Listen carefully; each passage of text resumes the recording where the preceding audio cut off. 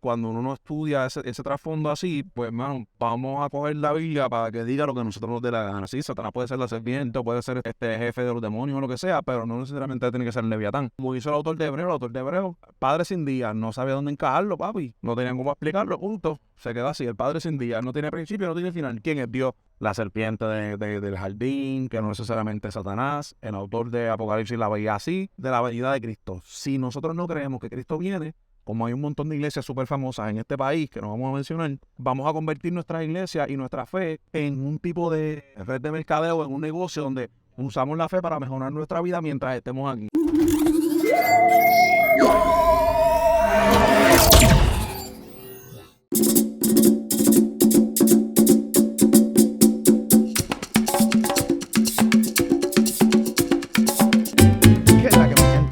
¿Todo bien? Me encuentro aquí con Carlos, Teología de la Calle, y él es un teólogo, así como yo y como tú, es un compañero alien, saludo alienígena. Yes. Yo quería hacerle una pregunta, y es que, ok, Carlos. Estoy como el meme, tengo miedo.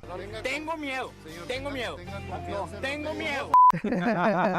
Tú sabes que la Biblia habla de personajes casi místicos, Claro. Tiene mucho misterio en personajes como los Nefilim, que eran los gigantes del Antiguo Testamento, en personajes como Melquisedec. exacto, Enoch, que Dios lo transfigura, y también yo sé que hay cosas como el Leviatán y bestias marinas y cosas que se especula que son dinosaurios, que si eran gigantes. Está todo ese misterio que envuelve algunos relatos de la Biblia. Ya. Y a veces en ese misterio se cuela o ese misterio invita a uno a rellenar ese misterio Ya. con cosas muy imaginativas. Y después encuentran cosas en un sitio que parecen ángeles, o parece que las hizo una bestia, o parece que vinieron del espacio. Ya. Y lo juntan con un texto de Apocalipsis o de Daniel, de los últimos tiempos. Ya. Entonces, yo siento que este misterio de las profecías de los últimos tiempos, de las bestias misteriosas de las que habla la Biblia, ¿verdad? Es algo que crea mucho ruido, caos. Y a veces hay personas que ese se convierte en el centro de su estudio bíblico. Real. Quería preguntarte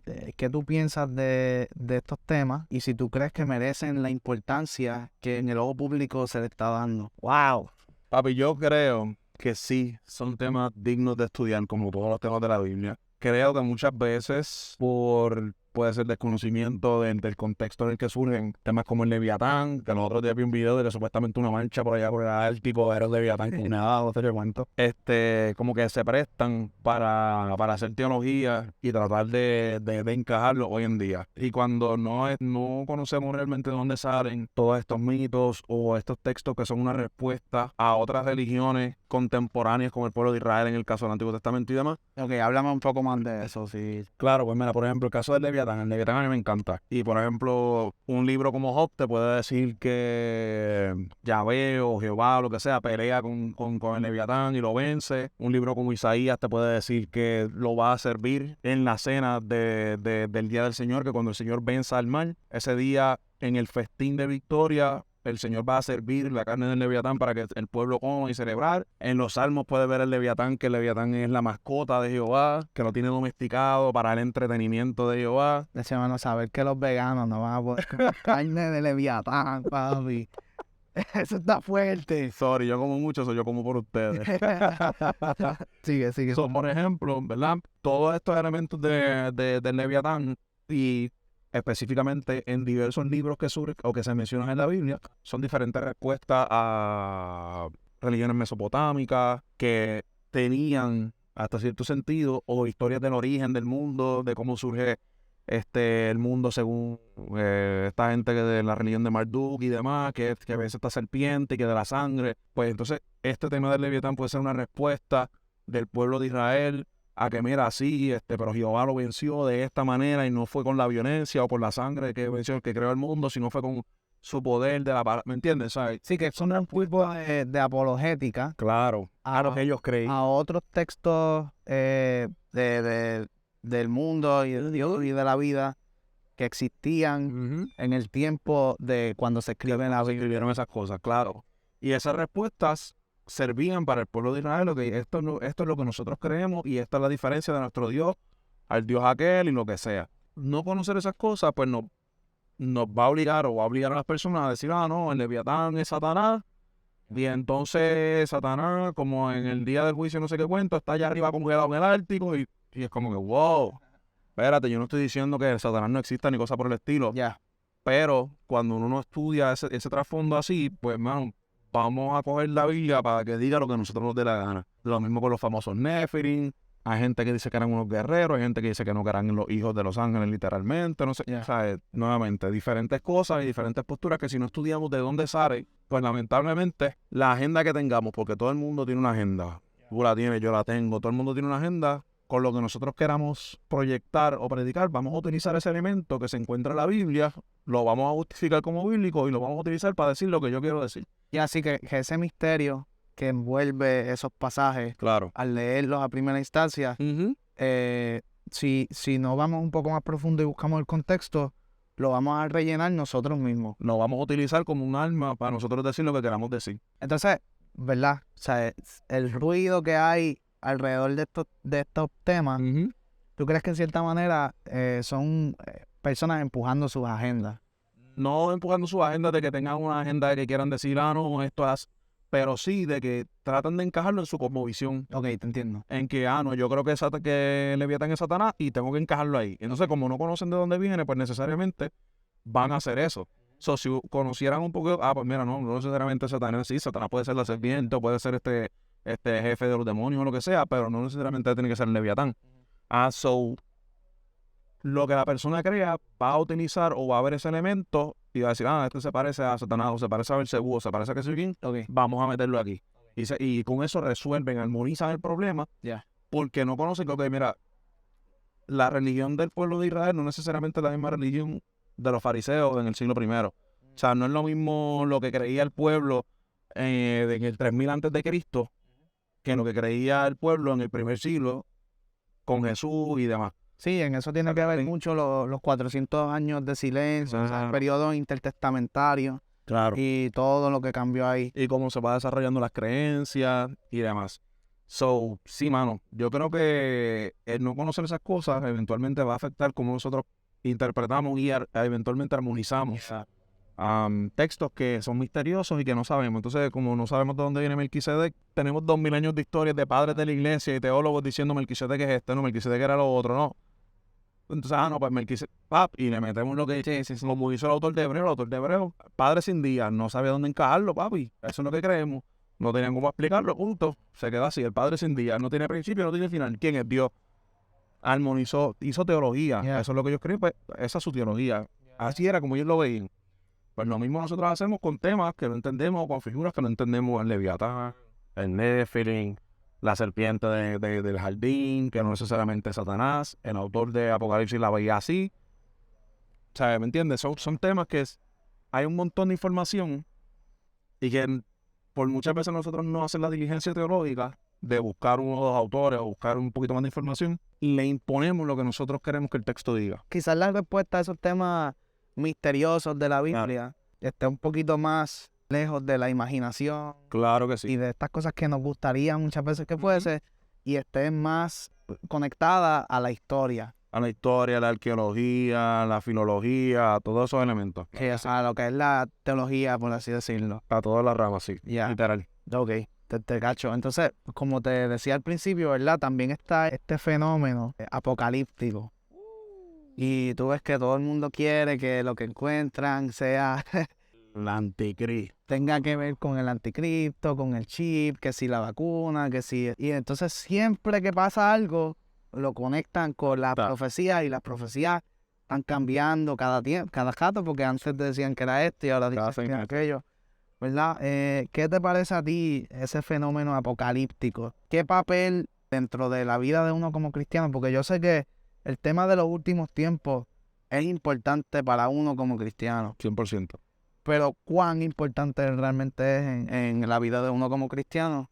¿Y qué tú crees de todo este fenómeno de profecía y apocalíptico? Porque yo sé de canales que se hacen bien grandes diciendo lo que sea que ellos piensen que significa. Sí, y es como una tentación, pero entonces a la vez es como que, mano, yo tampoco voy a aportar a esa confusión. Información, claro. Porque es algo que te confunde más de lo que realmente te informa. 100%. Mira, mano, el tema apocalíptico para mí es de los más importantes. ¿Por qué? Porque muchas veces nuestra fe depende de eso. Por ejemplo, Pablo dice que si no creemos en la resurrección, en vano es nuestra fe. Okay. So, nuestra fe depende de la esperanza, de la fe de que Jesucristo resucitó y de la esperanza de que Jesucristo va a hacer todas las cosas nuevas. Y cuando leemos las cartas de Pablo, por ejemplo, a la luz de una nueva creación en Cristo, vamos a entender que Pablo lo que estaba diciendo era, hermano, en Cristo todas las cosas van a ser hechas nuevas y que cuando Cristo regrese, el reino de los cielos va a ser establecido y toda la injusticia y toda la maldad de este mundo va a desaparecer. Pues para nosotros hoy en día tiene que ser igualmente importante esa esperanza de que cuando Cristo regrese, toda la injusticia que vemos todos los días en el gobierno en este país, de los crímenes en este país, de la droga en este país, del abuso a menores, a mujeres, a ancianos, abusos laborales, todas esas injusticias eventualmente van a ser erradicadas cuando el reino de los cielos venga a esta tierra. Eso es súper importante, el tema apocalíptico y el tema escatológico de la venida de Cristo. Si nosotros no creemos que Cristo viene, como hay un montón de iglesias súper famosas en este país que no vamos a mencionar, vamos a convertir nuestras iglesias y nuestra fe en un tipo de red de mercadeo, en un negocio donde usamos la fe para mejorar nuestra vida mientras estemos aquí. Y realmente nuestra fe no es para mejorar nuestra vida, es para predicar el evangelio de que el reino de los cielos viene y va a llegar y todo el sufrimiento y justicia se va a acabar. So, si no tenemos esa awareness, ¿verdad? Esa conciencia de que nuestra fe es una fe de una nueva creación en Cristo y esa esperanza de que el reino de los cielos viene, pues no es una fe completa, en lo que yo entiendo. So, digo eso, ¿por qué? Porque el tema escatológico para mí es súper importante y el abuso que muchas veces se tiene interpretando cosas para agendas de que, no, porque como yo soy demócrata o liberal o soy conservador, pues voy a utilizar todo lo que me parezca como una amenaza a este sistema que yo defiendo y lo voy a demonizar y, pues mira, ahí está Satanás, ahí está el anticristo, ahí está la marca de la bestia, ahí están todas estas cosas y demonizamos números, personas, sistemas, 20 cosas en nombre de Dios.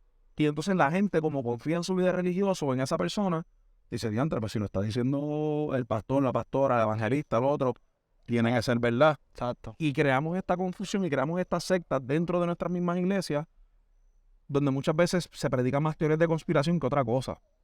Y yo creo que el tema apocalíptico se tiene que entender y escatológico se tiene que entender nuevamente dentro de su contexto de la Biblia, dentro de lo que Jesús mismo dijo sobre su regreso, lo que eventualmente Pablo abunda sobre el regreso de Cristo y cómo eso nosotros lo podemos aplicar a nuestros días hoy. Que si es una vacuna, que si es un chip, que si es el gobernador tal, que si es el papa o no sé quién cuento. Mano, es irrelevante hasta cierto sentido en comparación con la victoria y la promesa de esa esperanza en Cristo y su regreso.